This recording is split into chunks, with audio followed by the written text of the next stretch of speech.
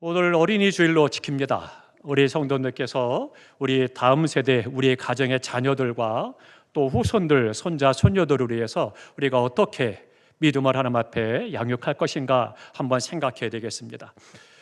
엘가나의 아내 한나는 아이를 낳지 못하는 불임이었습니다.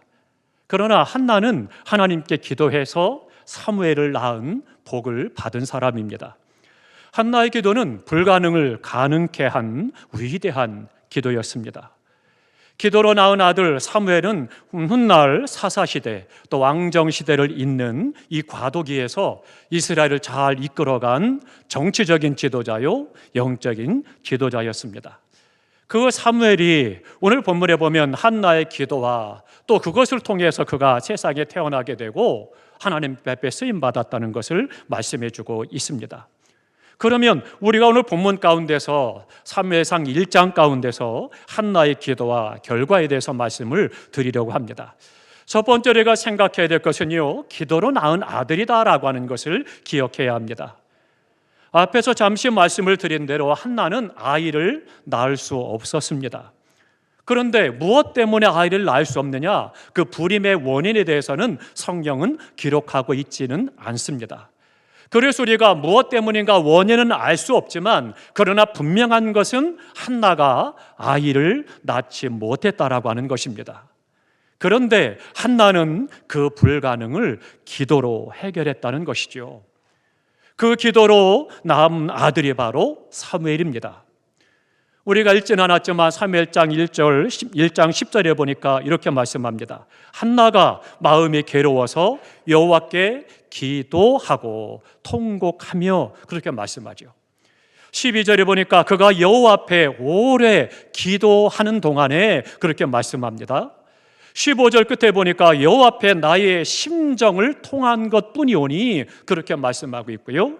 26절에 보면 한나 자신을 가리켜서 여호와께 기도하던 여자 그렇게 그가 이야기합니다. 27절에는요 내가 기도하였더니 그렇게 말씀합니다. 무슨 이야기예요? 한나는 기도하는 여인이었다는 것입니다. 한나는 아이를 낳지 못한다는 이유 때문에 수많은 모욕과 굴욕과 고통과 아픔과 번민을 그가 겪었지만 그 모든 것을 기도로 이긴 사람이었습니다. 19절의 말씀을 보면 여호와께서 그를 생각하신지라 그렇게 말씀하십니다. 그리고 20절에 보니까 한나가 잉태하고 때가 이름에 아들을 낳아 사무엘이라 이름하였으니 이는 내가 여호와께 그를 구하였느니라 그렇게 말씀하고 있죠. 사랑하는 성도 여러분, 중요한 것은 한나의 기도를 대하시는 하나님의 마음입니다. 하나님께서 한나를 대하실 때 그의 기도에 대해서 어떻게 대하셨는가 하나님의 시각을 볼 수가 있습니다. 여호와께서 그를 생각하신지라 이 말씀은 하나님의 뜻, 하나님의 섭리가 있음을 보여주고 있는 그런 말씀입니다. 하나님께서 한나를 생각하셨다라고 하는 그 말씀은 한나와 한나의 기도에 대해서 관심을 갖고 계셨다 그것을 말씀해 주고 있는 것입니다. 한나의 기도보다 더 중요한 것은 한나라고 하는 인물입니다. 하나님께서 우리의 기도 때문에 우리의 기도를 받으시는 것이 아니라 기도하는 그 사람 그 사람 때문에 하나님은 그의 기도에 귀를 기울이시고 응답하신다 말씀해 주고 있는 것이죠. 같은 내용의 기도를 드려도 누가 기도하느냐 어떻게 기도하느냐에 따라서 응답이 달라지는 것을 볼 수가 있습니다. 우리 성도님들께서는 내가 하나님 앞에 기도할 때 하나님께서 응답하신다는 믿음을 갖고 있는지요? 미국의 시사주간지 뉴스위크가 실시한 여론조사가 있었습니다. 참 재미난 것이 있습니다. 첫 번째 질문이 이겁니다. 반드시 기도에 응답이 있다고 믿느냐? 그런 질문이었습니다. 우리 성도들 어떻습니까? 내가 기도하면 하나님께서 반드시 응답하시리라 믿습니까? 미국 사람들은 87%가 그렇다라고 대답을 했다라고 그래요. 두 번째 질문은요, 기도 응답이 없어도 하나님을 저버리지 않겠느냐? 이 질문을 했습니다. 그랬더니 82%의 사람들이 기도 응답이 없어도 나는 하나님을 믿겠습니다 그렇게 고백했습니다. 세 번째 질문은요, 불치병을 낫게 해달라고 기도할 때 하나님께서 치료해 주신다라고 믿느냐? 이 질문이었습니다. 그때 미국 사람들은 79%가 그렇다라고 대답을 했다라고 그래요. 일자리를 구하는 사람 중에서 하나님께서 내가 기도하면 나에게 일자리를 주시리라 믿습니다, 이렇게 고백한 사람이 73%였다라고 그래요. 그 이야기는 뭐예요? 미국 사람들이 하나님 앞에 믿음을 가지고 기도 응답에 대한 믿음을 가지고 있다라고 하는 것을 단적으로 잘 보여주고 있습니다. 사랑하는 성도 여러분, 나의 기도에 대해서 응답하시는 하나님을 믿으시기 바랍니다. 내가 어떤 사람이냐? 하나님 마음에 합한 사람이냐? 하나님 마음에 드는 사람이냐? 하나님 마음에 드는 그 사람이 될 때 하나님은 나에게 관심을 갖고 계시고 나를 생각하시고 나의 기도를 들으시고 응답하심을 볼 수가 있습니다. 사랑하는 성도 여러분, 하나님께서 생각해 주는 믿음이 되시기를 축복합니다. 또 하나, 두 번째 내가 생각할 수 있는 것은요, 기도로 아들을 길렀다라고 하는 것입니다. 사무엘은 한나의 기도로 낳은 아들입니다. 그리고 한나는 사무엘을 기도로 양육했습니다. 11절에 보니까 한나의 기도가 기록되는데요, 서원하는 기도를 기록하고 있습니다. 서원하여 이르되 만군의 여호와여, 만일 주의 여종의 고통을 돌보시고 나를 기억하사 주의 여종을 잊지 아니하시고 주의 여종에게 아들을 주시면 내가 그의 평생에 그를 여호와께 드리고 삭도를 그의 머리에 대지 아니하겠나이다. 그렇게 그가 기도합니다. 그리고 27절에 보니까 이 아이를 위하여 내가 기도하였더니 내가 구하여 기도한 바를 여호와께서 내게 허락하신지라, 그렇게 말씀하고 있습니다. 한나의 기도는 사무엘을 낳은 후에도 계속되었다라고 하는 것입니다. 다시 말씀드리면 한나는 기도로 아들을 낳았고 그 아들을 또한 기도로 양육했다라고 하는 것을 말씀해 주고 있는 것입니다. 성 어거스틴의 어머니 모니카는요, 남편 구원으로 해서 16년간 기도했다라고 그래요. 방탕하는 아들 어거스틴을 위해서는 30년을 기도했다고 합니다. 하나님께서는 그의 기도를 들으시고 남편을 구원하고 그 아들을 구원하시고 그가 성자가 되는 은혜를 베풀어 주셨습니다. 훗날 어거스틴 이런 말을 합니다. 나의 어머니는 젖과 함께 예수의 이름을 마시고 살게 하셨다. 그렇게 그가 고백했습니다. 젖을 먹일 때부터 예수님의 이름으로 계속 그 아들을 위해서 기도했던 것을 볼 수가 있죠. 만일 모니카가 자식을 위해 기도하지 않고 그저 잘 입히고 잘 먹이고 돈으로 그를 양육했다라면 그는 성자가 될 수 없었을 것이고 어쩌면 구원받지도 못했을지 모릅니다. 사랑하는 성도 여러분, 요즘 우리의 관심은 무엇에 있습니까? 온통 전 세계와 우리나라 모든 사람들이 아이 어른 할 것 없이 그저 돈과 성공에만 집약하는 것 같습니다. 거기에 집착을 하고 어떻게 하면 내가 잘 먹고 잘 입고 잘 살고 나 혼자 즐기며 살다가 생을 마감할까, 이런 것에만 관심이 있죠. 뿐만 아니라 돈 때문에 수많은 사람들이 악한 일을 행하고 돈 때문에 인격이 무너지고 돈 때문에 삶이 무너지고 사람다운 삶을 살지 못하는 그런 사람들이 너무나 많습니다. 순간순간 우리를 가슴 아프게 하고 슬프게 하는 내용들을 보면 그 내용의 원인들이 대부분이 돈과 관계 있는 것을 볼 수가 있습니다.